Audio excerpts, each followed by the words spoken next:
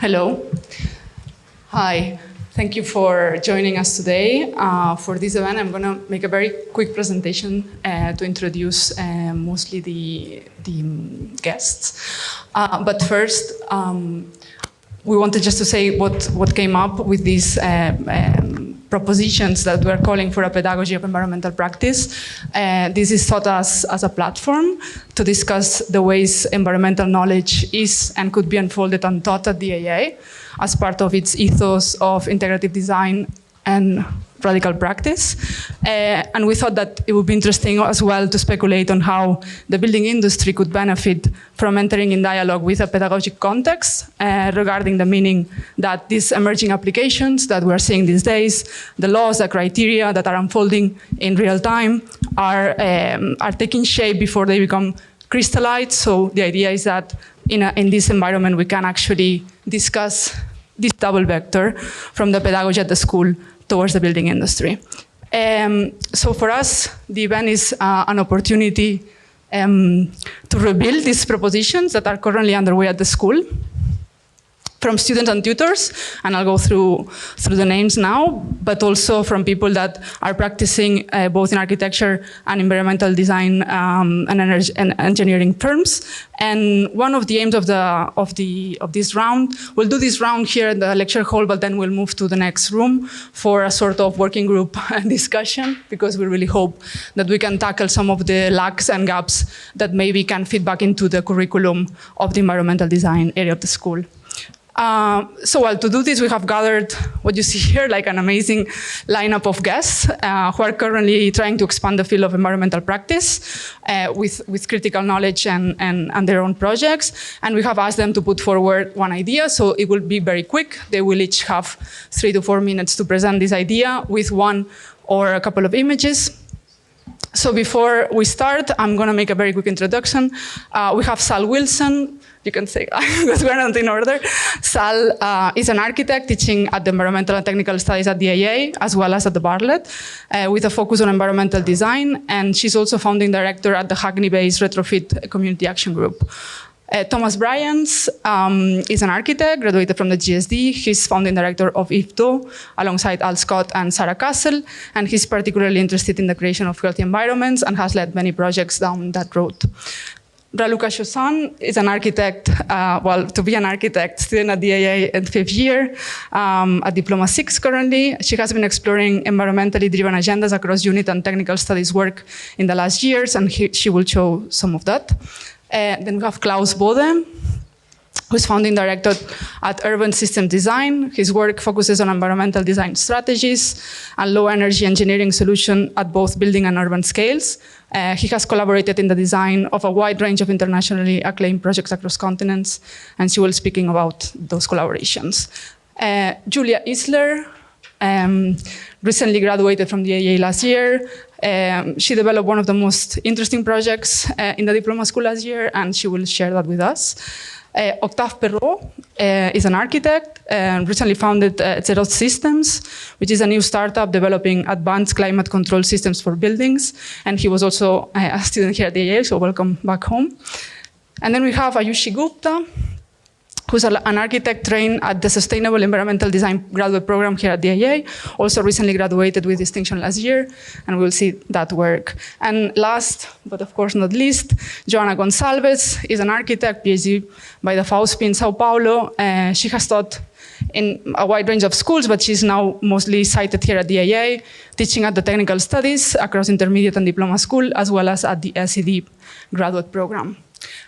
Finally, Nacho will be moderating the kind of second part of the conversation when we move to the other place.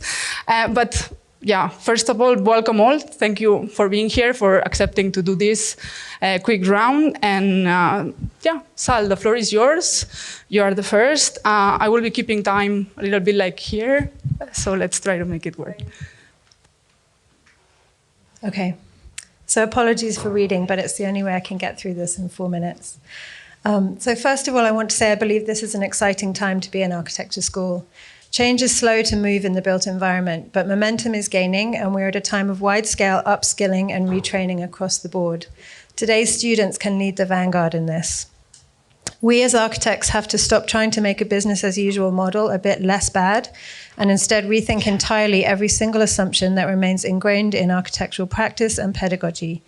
This change requires a fundamental and continuous re-evaluation of what we deem to be good architecture, given the context of a climate emergency. The Seagram building was designed and built during the context of post-World War II America, when energy was considered, see the quote, too cheap to meter. And steel was so abundantly available that it was cheaper to oversize structure than to pay structural engineers to do detailed calculations to minimize material volumes. Note the lightweight prefab movement that was growing at the same time in a post-war UK was driven by an entirely different context of deep recession and a heavily depleted workforce. We see socio-economic context driving design. So the Seagram building, we've got high operational energy, deep floor plates, artificially lit and ventilated, an uninsulated facade, a design operationally entirely reliant on mechanical systems to solve, and carrying a huge embodied carbon toll, not to mention the devastating ethical impacts of the exploitative process of material extraction and manufacture. This is deemed to be one of the most beautiful icons of modern architecture, and I don't mean to take that away, but can we build the Seagram building now? No. Are we? Not the handmade original version, but an industrialized version, absolutely, and internationally. We're predominantly, as an industry, still aiming for same as before, only less bad. So, to imagine a new and more appropriate design solutions for the context of a climate emergency, we need to zoom out. Architecture does not exist in a vacuum, but is embedded within political, social, and economic frameworks, and it is from economics that the fundamental groundswell is emerging. Kate Raworth is an economist who's not only recognized, but also visually represented and explained the fallacy of the eternal growth curve on which our Western economies are based. We will need 3 planets by 2050 to continue to mine minerals and fossil fuels at our current rate. This is not just unsustainable, it's impossible. Raworth redraws the picture to bring people and planet back into balance, and it's a donut. At the outer threshold is an ecological ceiling beyond which our human activities, whether building, farming, traveling, are exceeding the limits of our planet's boundaries. But there is also an inner threshold which gives equal weight to the needs of the billions of people across the planet who are living without access to basic human needs such as water, food, liberty, education, safety, housing. So then we zoom in to the safe space within the donut within which we need to start operating, and there's a matrix that starts to appear. If we overlay considerations that are local with those that are global across the entire safe space for both people and planet. And these 4 questions arise. And we zoom in further. And a whole host of other questions and opportunities present themselves. I teach environmental design to architecture students, and I see the students' eyes widen as the sheer breadth and volume of intersecting issues that we're asking them to consider grows and grows. I've tried many times to draw these issues and to define categories, and in making connections between them, I end up in a spaghetti junction of overlaps. I believe Raworth's 4 lenses provide a way to focus the mind on the most pertinent sustainability strategies and criteria, which need to be reassessed every time for each project on a case-by-case basis. There is no international answer to any situation, while forcing it to stay open at the same time, keeping an eye on potentially unforeseen impacts, whether those are right under our gaze or happening on the other side of the world or decades ahead of us in time. Anything can be placed in the center of this matrix, including any building. When you do a precedent study, interrogate the building you're analyzing against these criteria. What is it doing well, and where does it have an impact that is too onerous? The Seagram building pushes hard on many of these boundaries, both global and local, both planetary and social, and it would be utterly irresponsible, and I would therefore argue ugly, to build the Seagram building in today's context. But this is not about attacking the Seagram building. My final word is that the retrofit of existing buildings, especially when carried out in a way that is embedded within its local context, community, and infrastructure, has the potential to unlock an unprecedented number of positive outcomes when placed at the center of this matrix. But that's a topic for a deeper dive.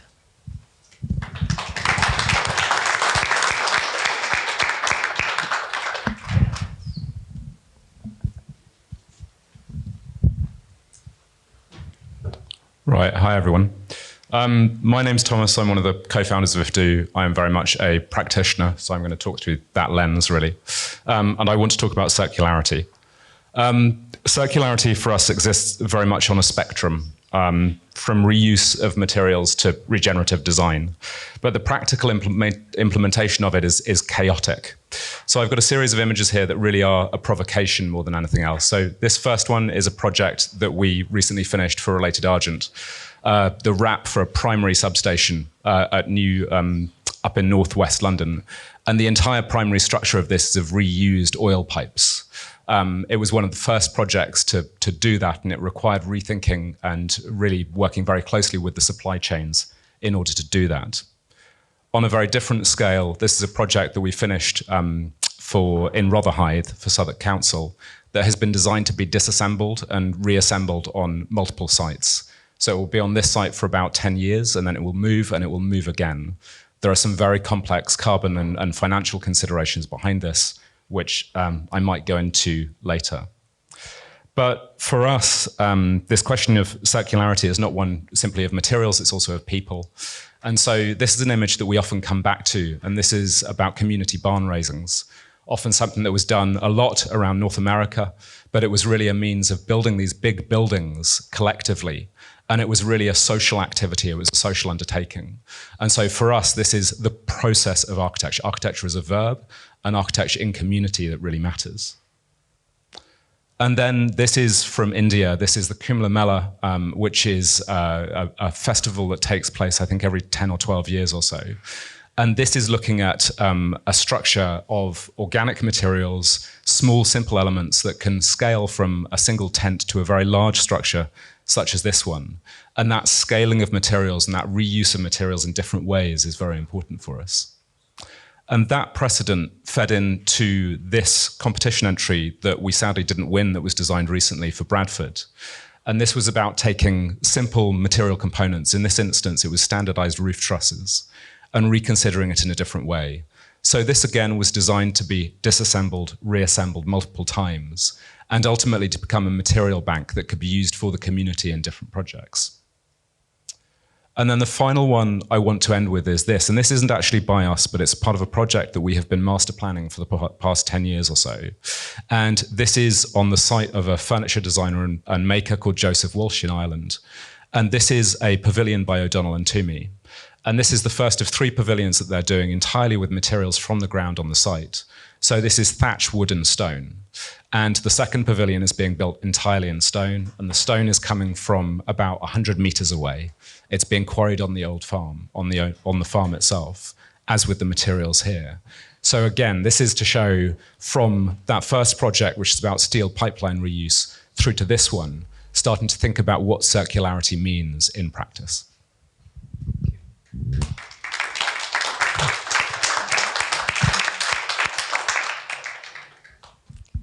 Hello, my name is Raluca. I'm going to start by reading out a statement that summarizes how my team and I approached the following speculative project.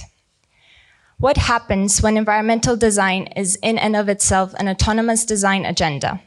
We believe there is delight and novelty to be found in designing ambiguous spaces that are graduated, non-deterministic, and that blur categories such as inside and outside. So this project that I realized in collaboration with Thomas Germain Pendry, Hiroaki Yamane, and Hyunwoo Kim takes the primitive artifact of the patio and transforms it according to an iterative process of singularization. Its target is that of affecting the direct sun hours in the building's interior. The case study that was used as a starting point is Sana's Rolex Center in Lausanne, Switzerland. In the process of singularization of the patio, we analyzed and modified the relationship between 3 planes: the ground plane or the site, the interior slab, and the roof. Whilst analyzing our case study, we were surprised to see a discordance between the program distribution in the building and the light levels created by the patio. The darkest side of the building was actually host to the library, for instance. We were also surprised at the contrast between the rigidity of the program and the fluidity and delight of the changing lighting conditions throughout the day. However, this delight and a certain quality of blurring was more present on the ground plane below our building than inside of our building, which presented a more uniform environment, partly because of this uniform height relationship to the roof. The use of the space below the building was also interesting to us as it adapted to lighting and thermal conditions throughout the day with moving props such as chairs. We then thought of bringing the same non-deterministic plan and ambiguity, both in terms of environment and of use, into the building.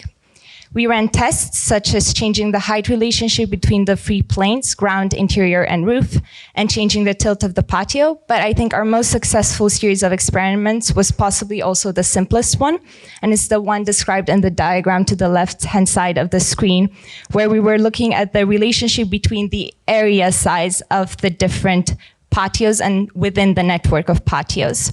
So this led us to having very interesting discussions as what if the patio is strictly big enough to fit in access by a spiral staircase, or at the other end of the spectrum, what if patios grow so much so that the space between them is barely a 1 meter corridor? What is a building that is a corridor? We then introduced a combinatory system, changing the relationship between the roof area of the patio and the roof area in the interior slab. So say the interior slab stays the same in terms of area of the patios, but the roof is made of the maximum area of the patio, so the corridor building I was mentioning. And I think our ideas really came together as we were able to create the gradients we were seeking and even blur the boundary of what is within and what is outside the patio, and what is within the building and what is outside of the building. Thank you.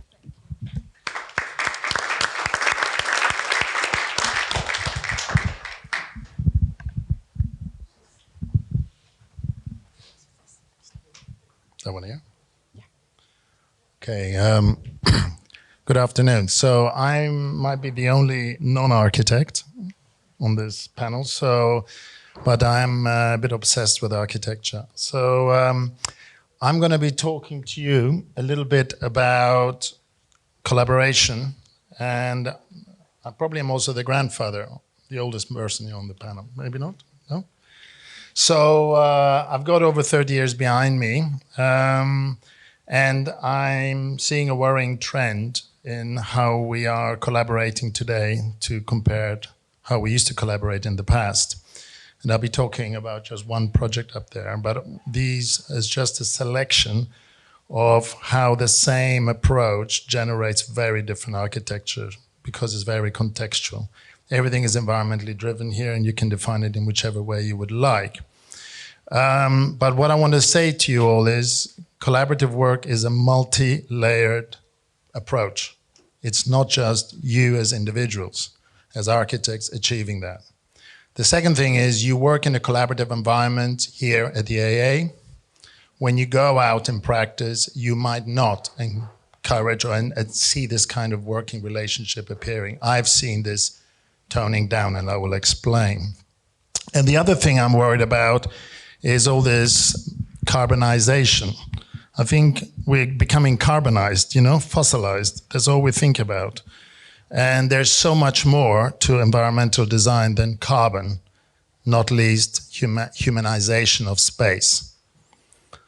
Because ultimately we're doing this for us humans, not for the buildings. So my background is used to sitting around tables with architects, engineers, and others. And by the way, there's a funny human psychology I've noticed over many years. Engineers tend to sit on the opposite side of the table than architects. I never quite understand that, so I try to squeeze in between architects and then see what happens. But what I'm talking about is where you physically, you have to be open-minded, you share your ideas, you observe what people say, you respect what other people have to say. At the end of the day, the design process is a negotiated process. Everybody wanting the best for the project. This is how you deliver what I call creative design solutions, not working in silos. And I'm going to quickly flash through, there's a few slides, but just to make a point. So Toulouse is a wonderful faculty of economics designed by Grafton architects. Some of you are very familiar with them. And I'm just picking one aspect, which was about facade optimization. And we were looking at the time, this is pre-Grasshopper days with parametric design. So it's the painful way. And we looked at 3 different glazing ratios and 2 different shading structures and no shading. And ultimately, we did a lot of analysis. And this is classic engineering stuff, nice and boring. But what I wanted to do is, you see that I'm just going back a step. You see the little matrix, 3 by 3 matrix. This becomes a relevant factor. So why? Because we think we should convert numbers into colors and communicate in the most simple method possible. It's about communication. So we ran, this is to do with thermal modeling, every single facade, every different floor level. You do the same with daylight. You do the same with heating, cooling, all different things. Start bombarding with numbers. No use to any architect whatsoever. But now you convert all of that into a very simple matrix of colors. And any solid color is what we recommend the architect should implement. Meaning, for example, on level 5, on the top floor is, the top row is the floor plans, the different red lines are different elevations. And you can start selecting the optimized glass ratio, shading, no shading, what type of shading.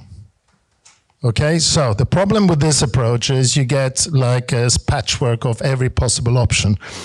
And this is not rational. So then this is the process where dialogue now engages with the architect and you start doing a rationalization process. How do I convert something like this into a more rationalized form? Because there's also cost benefit to think of, etc. So very simple, we ended up with 3 types of facades, ABC, 3 different glazing ratios depending on height, and 2 different shading orientations with the B and the C, and one had none at all. And then you apply this on the different elevations, culminating in something like this. So what you eventually see from the outside, you cannot see that this is a completely integrated process, structure, environmental architecture. It just looks like a piece of architecture, but there's a whole process behind that. And then the whole building in its setting in Toulouse. There's more to this story, but I wanted to end with my last slide here. This is today's collaboration, okay? And COVID, post-COVID, has now, I think, quasi-imposed on us this way of working. I can tell you that I have a practice in London. When we were invited to participate with other architects in London, I said, I'll come to your office. No, you don't need to. We'll do a VC. Here we go. Here are the attendees. I don't think they look very excited, some of them. But if this is the way we're going to collaborate, I'm getting very concerned. So I would advocate, and this is something for the debate, that we do not lose the physical interaction. And when you go out in practice, demand to see the engineers or other consultants in person, work with them at the table and develop something that I truly call collaborative design. This is not the way forward. Thank you.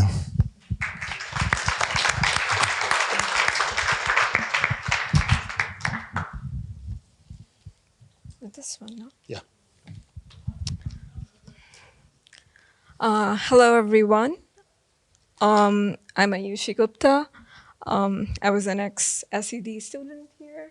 And today I want to talk about what really defines environmental design in architecture. Well, in my opinion, there shouldn't be any segregation at all. Environmental design should not just be a part of architectural vocabulary, but its very foundation with humans at the center, something conducive to well-being of its inhabitants.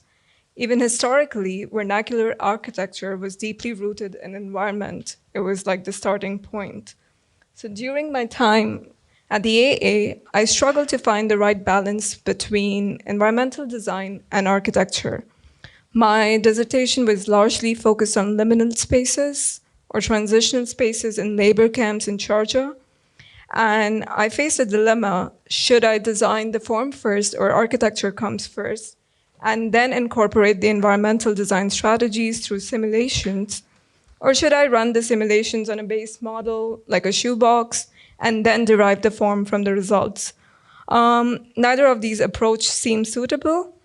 The design project was a response to the condition of the construction workers living in Georgia, experiencing large amounts of heat stress and thermal shock in these very substandard and unsanitary camps. It was then that my focus shifted on the occupants, the individual living within these spaces. I questioned how they would want to experience these spaces and what they truly need. it was not just about spatial functionality, it was also about ensuring thermal comfort for the people, both indoors and outdoors. This realization led to a form-finding process that was a fusion of both environmental design principles and spatial functionality, both simultaneously. For instance, consider the transitional spaces in my project. They were strategically designed to gradually reduce the temperatures as the workers moved from the construction site to their resting spaces, acclimatizing them and minimizing the risk of thermal shock. Yet these spaces also offered diverse ambient qualities and sensory experiences influenced by the interplay of light and shadow and social interaction. So this diagram here talks more about the thermal qualities of how we move from one space to the other, while this one here talks about the other sensory qualities, whether it's speed, interactions, warmth, light, as they move from one area to the other. So I discovered that the thermal environment is actually as rich in cultural associations as the visual and other sensory experiences in architecture. What I'm trying to say here is that why should architecture and environmental design be two separate entities? Just as roof cannot exist without columns, architecture cannot thrive without environmental design considerations. Many claim that form follows function, but from a different perspective, if we consider form should follow experience, when we prioritize the user experience, both function and environmental design naturally fall into space. This approach leads to a more responsible architecture, one that not only conserves energy, but also elevates the feel-good factor, creating spaces that resonate with the human spirit and enrich the lives of those inhabiting them.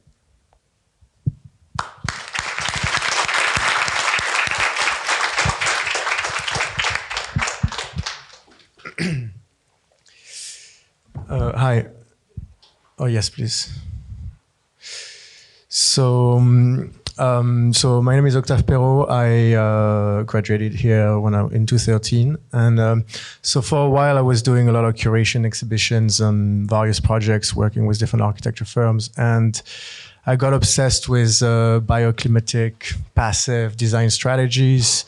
And I was a bit upset because everybody was talking about it, it was always on the headlines, but it was impossible to put in place, basically.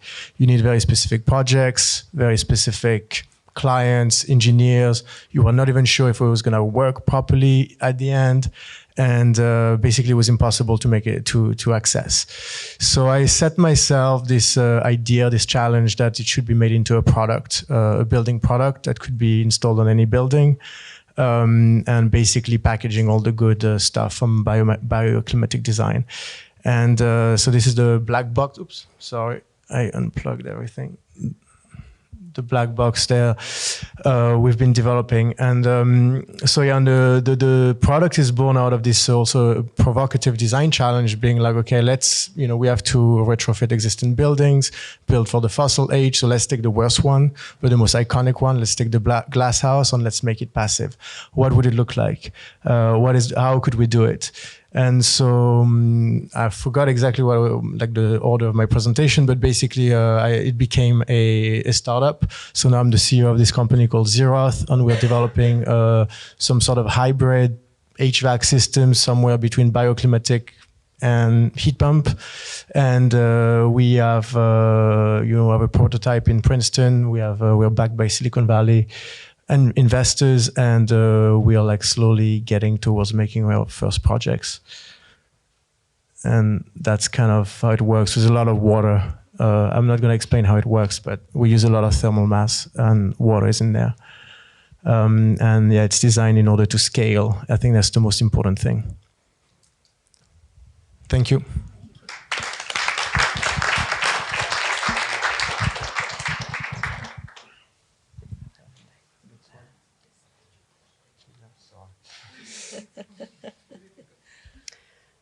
Hello, I'm Julia Isler. I graduated last year, and I developed a project that proposes a discussion surrounding our planet's most vital resource, water.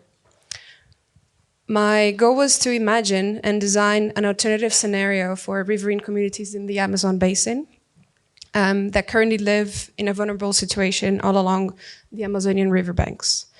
Initially, one of my primary concerns was to locate a specific site or a community for this project. But going deeper into research and by having the opportunity to visit the Amazon, this perspective shifted.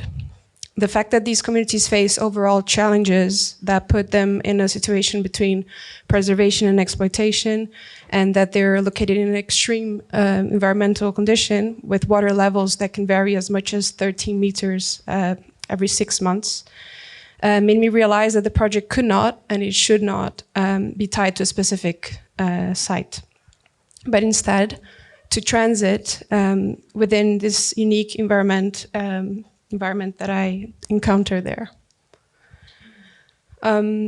It would be an architecture that would acknowledge and embrace the dynamic nature of the Amazonian landscape. So to promote this kind of symbiosis between the architecture and the environment, I imagine a community on water based on 3 main concepts: collectivity, self-reliance, and migration. Collectivity, to celebrate the social structures that are already there and to foster their care for the land. Self-reliance, to promote local construction methods and deny the global scale of material supply. And migration, so the community could follow the natural cycles of the fauna and the flora that are present in the basin. And throughout this design process, it was also crucial to combine local knowledge with new techniques, to learn from traditional and the indigenous populations, but also to introduce innovative approaches, such as using a chartwood method to enhance the durability of the local timber, and to develop as well a more sustainable land management.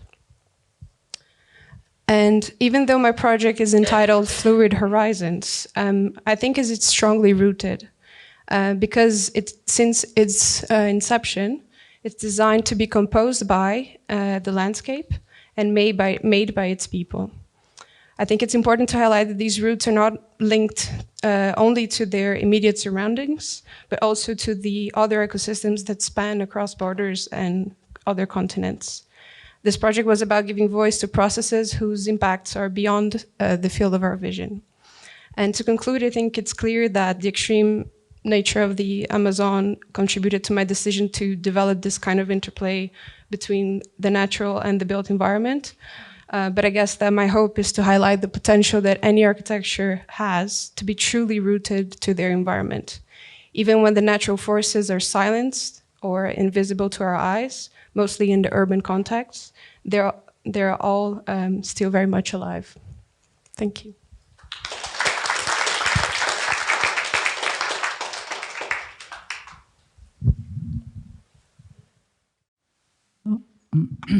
Okay. Last one. I'm going to be quick, guys. Well, my proposition is related to my experience of studying existing buildings. I've been studying existing buildings for almost 3 decades, and it's based on that I make my statement. So I'm proposing an evidence-based design approach where we can draw lessons from existing buildings. I started doing this work in my PhD, which I also did part of it here at the AA, and that became this book, The Environmental Performance of Tall Buildings, published by Scan 2010. The understanding of real-life environmental conditions in buildings offers a reliable knowledge about the robustness, meaning resistance, flexibility, and adaptability of architecture solutions in response to climate environmental changes and challenges, as well as to users' behavior through time. For that purpose, lessons learned can be drawn from the practice of something that could be called an evidence-based approach, including fieldwork and analytical work. And one of the buildings I studied the most, and is the main case study of this publication, is the Commerzbank headquarters in Frankfurt, which from which the highlights were related or revealed, by fieldwork data. Apart from showing levels of energy consumption below the national benchmarks and proving that office buildings can be naturally ventilated, the building also represents a catalyst of cultural change that could not have been captured just through analytical work or in the design process before understanding the building or seeing the building in operation. The image and reputation of the building as being the real environmental good quality tall office building have influenced neighboring buildings to go through a total retrofit of their facades to incorporate natural ventilation. Basically, it creates an interest for opening buildings in its context. And this has been revealed through data measured and several visits to the building. Now, in the following, almost a decade later, I'm embarking in another quite ambitious publication entitled The Environmental Architecture of Brazilian Modernism, that looks at culture, history, and performance in São Paulo with Rotlet. The first, one of the main buildings of this publication, or this research actually, is inspired by the creative architectural responses given to the challenges and opportunities of the tropical climates that define the generation of buildings from Brazilian modernism. The Copel building is one of the key iconic representations of the synthesis between the plasticity of that time, achieved with concrete, and the need for solar protection, but that in the end ends up overshadowing quite a lot the residential units during winter. We have a series of case studies, and another main one is the building of the Faculty of Architecture and Urbanism, the University of São Paulo, an inward-looking building recognized by its suspended concrete structure, blind walls, and massive concrete roof, which is made of a field of skylights, that it fills the space with daylight and creates a form of environmental delight. It's even called the temple of architecture, whilst challenges the dogmatic approach of minimum solar gains in the tropics, and it works. So methodologically, to conclude, there is a well-known gap between simulated predictions and in situ measured performance. This is due to several factors, including climatic conditions, the influence of occupants, and differences between design and built. For this reason, the display of real-life data and the understanding of the real conditions in buildings is crucial to reveal the effects of occupational patterns, environmental preferences, and the use of adaptive opportunities in the real conditions of buildings, as we revealed through this kind of measurements, that goes beyond the limits of numerical performance.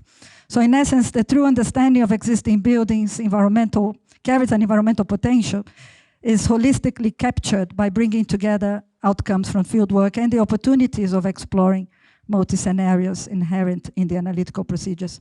So my plea here is, let's go back to buildings and understand better how do they work and why do they work the way they do. Thank you.